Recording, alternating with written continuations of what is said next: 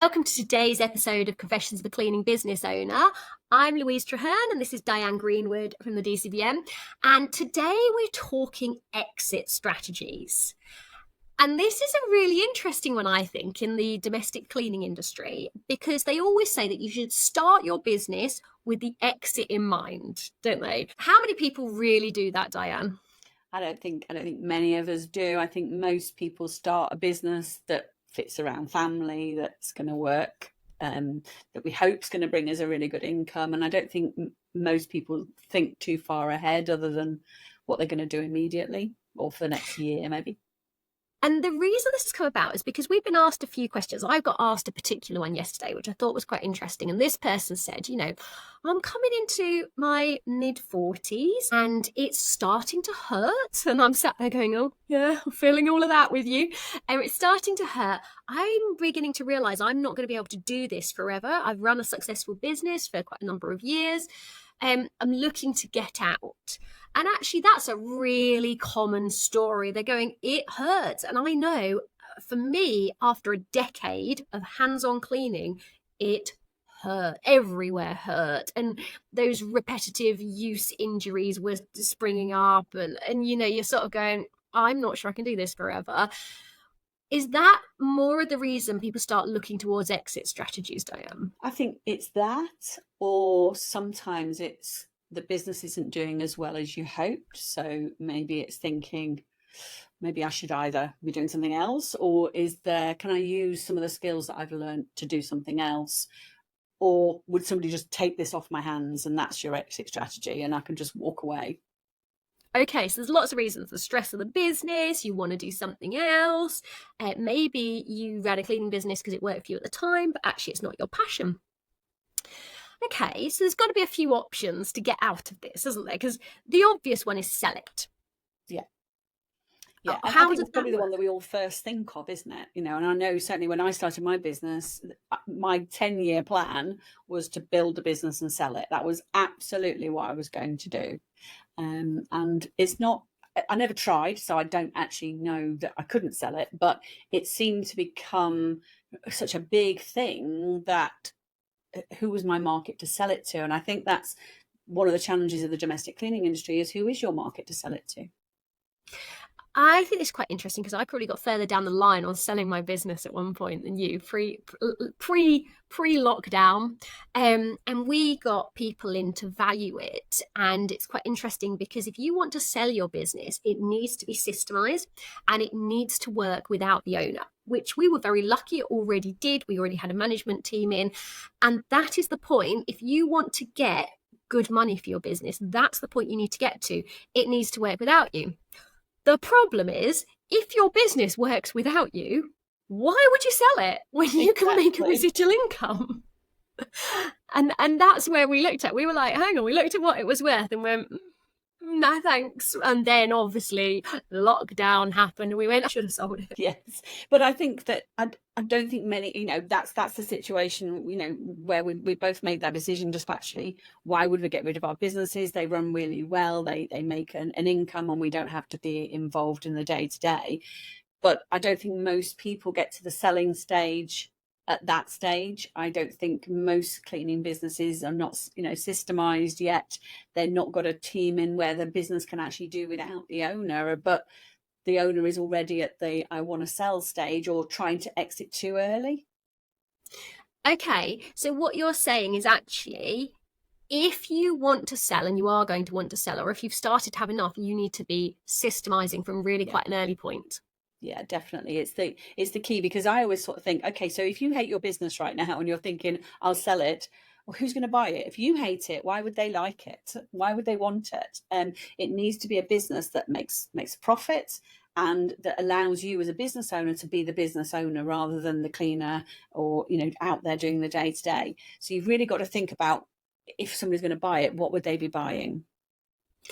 And it's interesting because when you do the calculations for what your business is worth, it starts off relatively low. It's not great. You almost think it's not worth selling your business. For the first 100,000, is it really a business? How much profit is it really making on paper? It's probably making not much at all. It's not worth a lot. And there's no assets in your business because cleaning businesses don't tend to have assets, domestic cleaning. So there's not a great deal of value. But as you get larger, increases not in a straight line, it increases exponentially. So the difference between selling a 100 grand business and a 500 grand turnover business and the profitability of a £100,000 business, a £500,000 business, the profitability difference is humongous, isn't it? Yeah, absolutely. And if you were sitting there thinking, I want to buy a business, you're only going to want to buy a profitable business, or you're going to buy a business because you already got one and there's a reason that you might want to soak up some of the staff, for instance, or the customer base because they're already going to be a nice addition to your business. But often it's just based on profit, isn't it? Yeah. And I think the other thing you've got to look at is if you're selling, and we found this a lot during lockdown, I refer to them as sharks. There are people going, I'll buy your business, I'll buy your business, I'll buy your business. But there are people that will buy your business because they know that they can manage it and run it well. But guess what? They know you're not a great business owner and they're not going to be paying big money for it because they're aware of the issues. So really you want to pay it to someone that wants to come and really you're almost looking for an investor, aren't you? Yeah. Who is going to buy your business and go, right, I want to be seeing if I invest my money in stocks and shares, I'm looking at a 10% investment return. If I invest it in your business and buy this business, I'm looking at, they'll even take an 11%, as long as it's more than they can get elsewhere. If they can invest and be hands off, then they will pay almost any amount as long as they're getting a better return than they would do elsewhere. Yeah, absolutely. But yeah, those sharks circling during and just after COVID, there were a lot in our industry, weren't there? Yeah, I'll buy your cleaning business, and they're looking for people that were feeling vulnerable at the time. Things weren't working and just wanted out. And maybe they helped a few people, or maybe they took advantage. I don't really know, but yeah, there's less of them around at the moment. Interestingly, I think there's a lot less desperate sellers. At the time, there were people desperate to get out, so there's less desperate sellers. So of course, you're seeing less people going, "I'll buy your business, I'll buy your business." But yeah, if you want to get out quickly, then you will take almost anything for your business, won't you? So is it really about contracts with clients, or is it the systemization of the business that's key here? Because in domestic cleaning, we don't always have very tight terms and conditions with our clients compared to a commercial contract that we might have. Well, do they not go a little bit hand in hand? So on one hand, you say, well, is it about systems? Well, you can do all the internal systems you like, but actually, inevitably, your internal systems never stay internal. It is also about your contracts with clients. And so I know that we do have quite tight contracts. Just because it's domestic, the business is run properly, they are tied in. And I always thought it was really harsh to have a 4-week notice period or a 6-week notice period. But actually, if you want to sell your business, that can make a big difference going, well, no, I've got a 4 to 6 week notice period. So when you buy my business, they are not going to cancel tomorrow. Yeah, absolutely. You just give the buyer some sort of security, really, don't you? That, and if they're going to take over a business that's already running really, really well with staff and a team in place that are running it, why would your customers cancel? Unless they suddenly decided to double the price, and there's no reason why they would cancel. And talking about price, actually, one of the things that people have come to me over the years and asked if I would buy their business, like local businesses to me, it's happened probably 3 or 4 times over the years, and they're never charging enough for me to have been able to do it. I had to just be really quite nicely but brutally honest in that, first of all, the owner was subsidizing the business with their cleaning labor, so the profit that the business was making was not true because they were going out cleaning and not actually allocating that as a cost. And they just the gap between what they were charging and what I was charging was just so wide. It would have been far too big a risk for me to have given any money over, because at least probably 2/3 of their clients would not have transferred. So if you're going to want to sell your business at some point, pricing is going to become a key thing. You've got to be charging enough. So like if I tried to sell mine, and we do charge a fair amount, if I went to another cleaning business, I went, here you go, here's this business, that's what they're paying, they're going to go, oh, that's a bit more interesting. I had the same as you. If I was charging 25 and they were charging 15, those customers weren't going to transfer. And the other really awful thing that I said to people when they were trying to get me to buy their business, I was like, without being rude, I know there's not a lot of good cleaners in the area. you close down, you lose all your customers, which is what I know you're going to do. I'll take them anyway. I don't need to pay you for them. And that's really brutal, isn't it? Like, but it's the truth. And actually the one of the people that did come to me, I did say to her, look, if your team are good, I will offer your team jobs, and any of them that stay with me for X amount of time, I will pay you like a recruitment fee. But I'm not interested in your customer list. That's what I said. I will pay for your staff. Like, I will take your staff on, and that's where the money is. And there was another one that tried to sell me what the business was worth because it had assets and it had vans and it had equipment and things like that. And the business is worth that. But I was like, but I don't need vans and I have all my own equipment and yours wouldn't match and I couldn't assimilate it into my business. So I felt really awful. And actually, that was a really good business. I was like, but you valued it so much, justifiably, I couldn't buy it. No, it's a difficult thing. But if your strategy, exit strategy is to sell your business, you have to think about these things. Would you buy your business right now? And if you wouldn't, why would anybody else? So let's look at some other exit strategies, because selling is the most obvious one, but there are some other exit strategies. And while we're on this, anyone that is in business, have you entered the Domestic Cleaning Business Awards? So these are coming up, and this is for all domestic cleaning businesses to get recognised within the industry, to raise your profile and really show that we are an awesome industry with great businesses. And I think while we're talking exit strategies, if you can run a cleaning business, I think it's so hard to run a cleaning business. You could rock it in any other industry once you can do this, can't you? Absolutely. We end up so multi-skilled by having this business, don't we? And I remember when I first started, I'd been managing a team, I'd been, helping run a business, and I've got an accountancy background, so many skills, but it's been a massive learning curve. And I'm sure everybody else who's been on this same sort of journey is like, I could almost do anything now because I can manage staff, I can deal with their personal problems, and I can manage clients, I can manage expectations, I can sell, I can market, I can just pretty much do anything a business requires.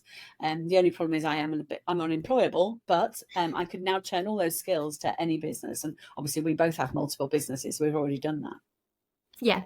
And this is the point. If you can get your business to run itself, does it ever really run itself? Like, we're quite honest on the podcast. You hear these business owners that go, oh, I'm completely hands off. Maybe we're slight control freaks. And like I've said, we still phone up the office every day on holiday. But does a business ever completely run itself, Diane? I don't know that a people business ever can. I think maybe if you got to a point where you've got a managing director, but that's quite a big business before you're really at that stage. So no, I think we're all still going to be involved in our businesses for some time to come, but I quite like being involved.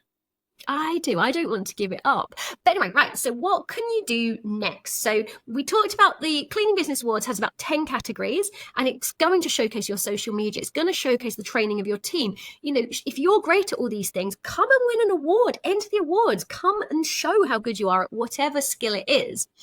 But back to exit strategies.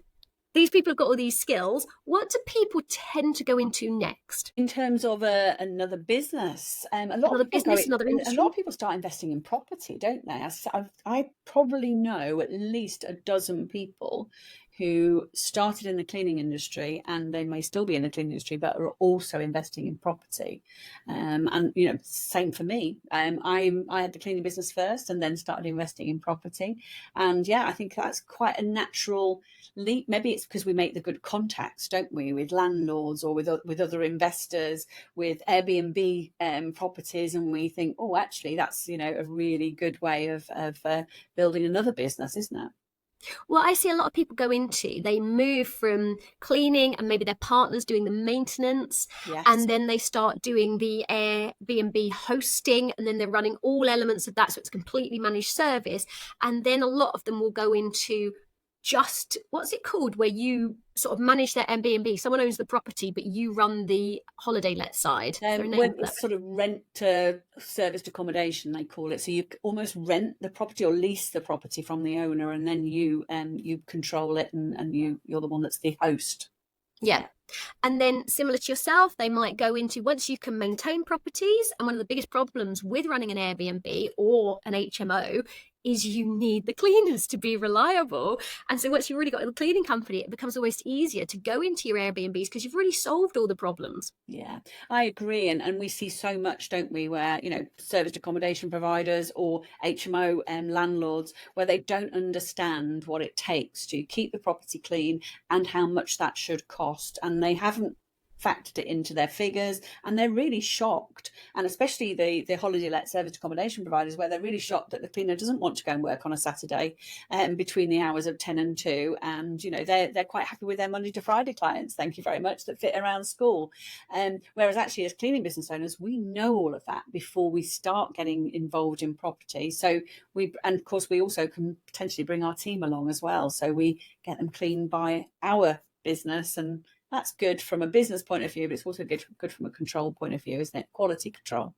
And I think because you've already made contact with maybe lots of other Airbnb owners, or you're already in the industry, there's suddenly not so much that's scary. And if you do come across something that's a little bit out of your comfort zone, well, you already have contacts that have solved it, so you can go to them and go, what do I do about this?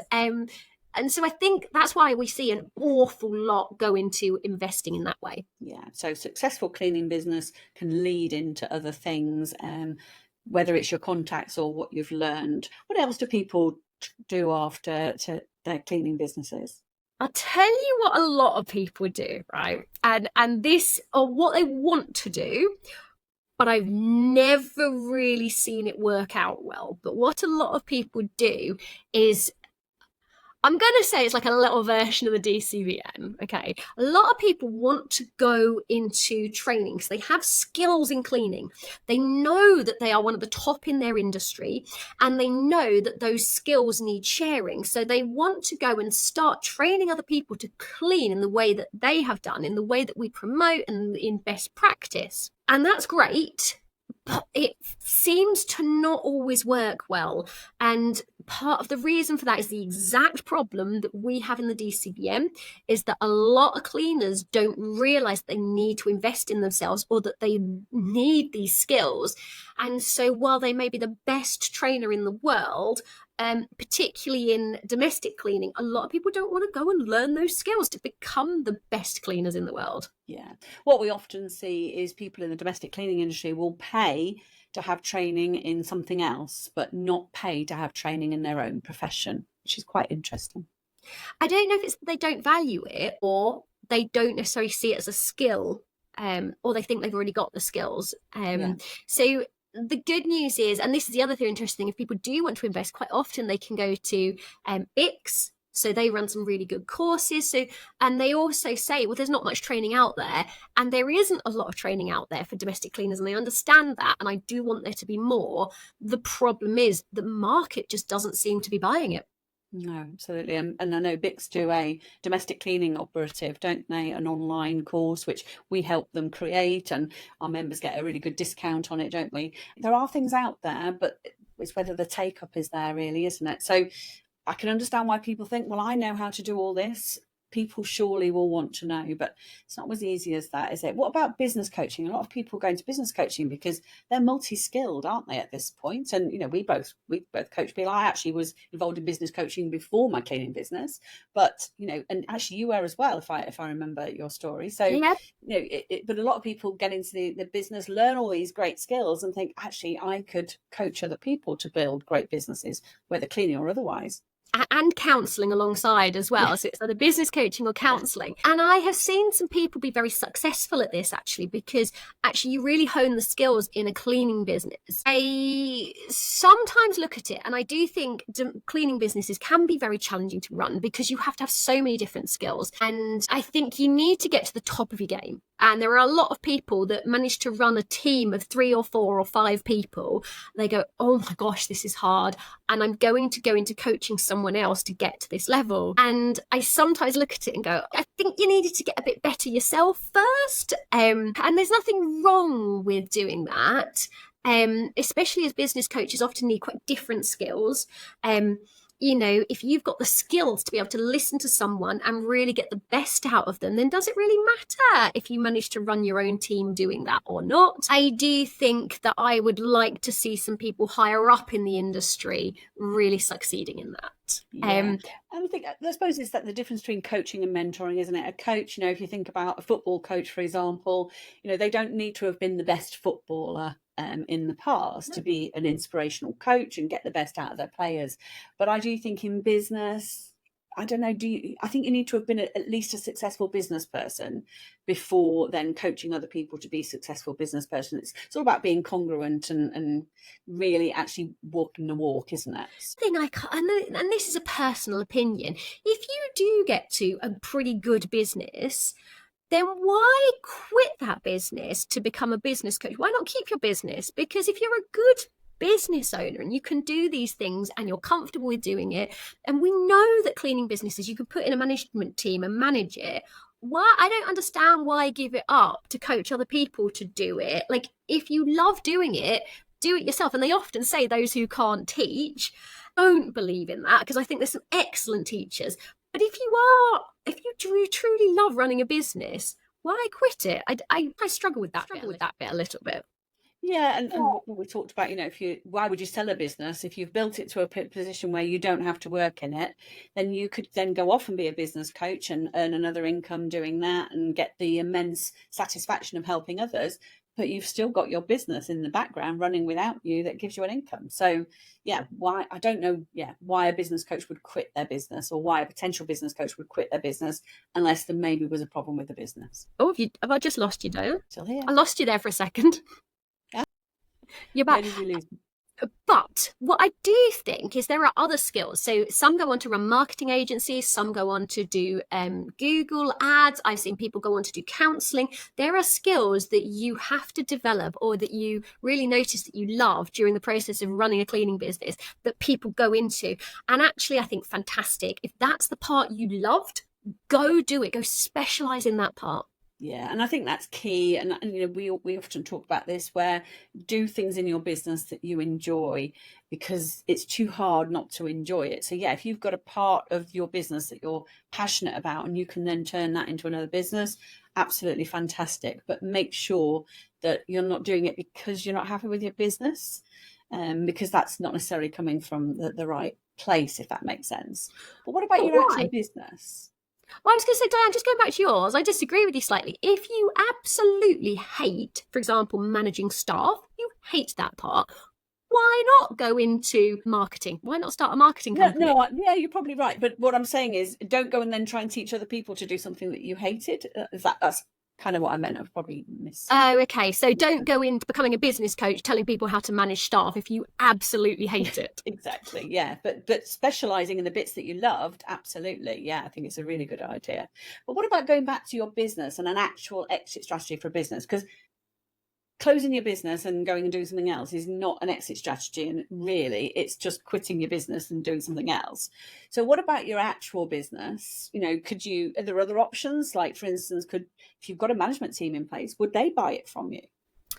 Yeah, so I think this is a really good way. If you can pass your business to someone that's already in it, already owns it, why shouldn't they make the money that you were making? And there's a great way of doing this. So if you're doing a management buyout, they can go and get a loan from a company, for example. You get paid for your business, and then they pay it back from the profits over the next 5 years.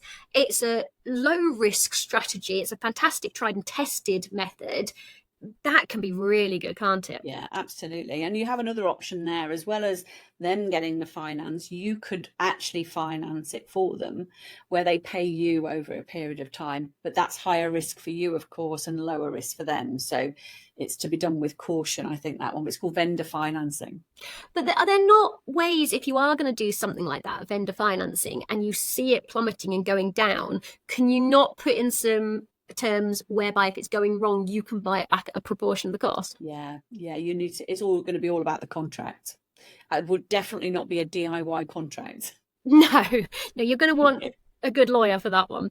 Proper legal advice, yeah. And again, you debated, is franchising an exit strategy? Tell me about this one. Yeah, see, I think franchising is potentially an exit strategy, but to start with, of course, it's probably you're just creating duplicate businesses. But actually, technically, you become the franchisor and no longer the owner of a cleaning business. So it is an exit from your cleaning business, but it turns into a different kind of business because as the franchisor, you have overall control over the brand and the group, if you like, and your individual franchisees are owners of cleaning businesses. Okay, so then it's like becoming a franchise owner rather than the cleaning business owner. Yeah. Is there good money in franchising? I don't know. I think there is potentially good money in it, but I don't think it's an easy thing to do. And again, domestic cleaning, I think you're competing against some big players when it comes to franchising, but you have got some good support out there in the UK. So I did a masterclass with the British Franchise Association, didn't I? And they really support. They will actually nurture businesses that want to franchise. They call it incubating, where they will help you go from the stage of perhaps not ready to franchise yet and help you get ready to franchise. So there's some good support out there to help you make it work. And there's a lot of sort of quite large cleaning franchises out there. So, I'm going to mention Molly Maid, but, they're an international domestic cleaning franchise. So yes, there's money to be made out of it, but you're going to need to systemize your business first, just like if you want to sell it, because you're effectively selling your business model. So if your business model currently doesn't work and you're the one going out delivering the cleaning most of the time, or it's just a bit chaotic, that's not going to be franchisable because that's not a model you want to replicate, is it? Can I ask a question? Right, because I like a debate about franchising. This might get cut out, this one. Yeah. So when I look at franchises that are highly successful in the domestic cleaning industry, the vast majority of them seem to be agency style. Now I know there's VAT benefits to all of that, but is that the only reason? Am I getting this completely wrong? But they seem to be, 90% of them are agency style. Do others work? I think the main reason why the bigger franchises are agency, although Molly Maid is not, but I think that some of the bigger ones are an agency model, is true. I think you're right. It's the VAT thing. You can have 20 staff and still be under the VAT threshold. Or then a lot of staff, they'd be contractors, wouldn't they? But you'll be under the VAT threshold. Whereas 5 or 6 and you've hit the VAT threshold with domestic and in a normal model. Okay. So the other reason an agency model is really popular for franchising is because it can be a much more hands-free business, because the business owner is only managing the team. There's a lot less involvement. They don't provide cleaning products. They don't provide cleaning equipment. They're not really managing the team on a day-to-day basis because the client is paying the cleaner and they're just collecting their management fee. So it's a much easier to make hands-free model, and I think that's why the agency model is popular with franchising. But as I said, Molly Maid bucked the trend. They're not an agency model. Right, okay. Any other exit strategies? That's the only ones I've got. And your staff could buy you out, but that's the same as a management buyout. You could just quit. Any other ideas, Louise, for those of us who want to quit? Not at the moment. I'm fine. I'm ticking along. I think it's sad that a lot of people do just quit. I think it's good that they go into whatever they want to do next, and I fully support lots of people. But I think that they could do it differently if they made a better long-term plan, and potentially from the time they wanted to quit, stuck out another couple of years to, carry out their plan. So, yeah. I think I'd like to see more successful exit strategies in our industry, and I'd like to see less of a turnover of businesses. Yeah. And I think that's one of the things I would like to see. And I know we see within the DCBM, we see less of a turnover, but we still have DCBM members that quit and they come to us having not contacted or spoken or communicated 6 months ago. Now I've just had enough now. And we're like, could you have mentioned it 6 months ago and maybe, looked at some other things, but yeah. And if we know from personal experience that it's hard, and we had a podcast, didn't we, where we talked about the times when actually we've been at the stage where we wanted to quit. But I just don't know that that's the solution if there's support out there, and we're here to support as many people who want the support from us. We're here to share our experience and give people training and support that they need. There's other people out there in the industry that are there to support.